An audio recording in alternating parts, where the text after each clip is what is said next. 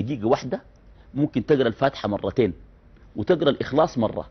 الفاتحة فيها 139 حرف، 139 حرف، الحرف ب10 حسنات، ب 1390 في 2 زايد 470 حسنة من قراءة سورة الإخلاص، دي بتساوي 3250 حسنة في دقيقة. يعني ممكن تجيب 3250 حسنة في دقيقة، تقرأ الفاتحة مرتين وتقرأ الإخلاص مرة.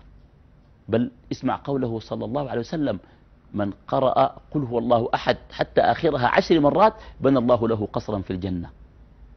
تخيل قصر في الجنة في 3 دقائق. الإخلاص 10 مرات 3 دقائق، الإخلاص 10 مرات مش كثيرة، 3 دقائق بس قصر في الجنة. زول يغترب 30 سنة ما يلقى له قطعة واطة في الأزهري. تخيل 3 دقائق يدوه قصر في الجنة.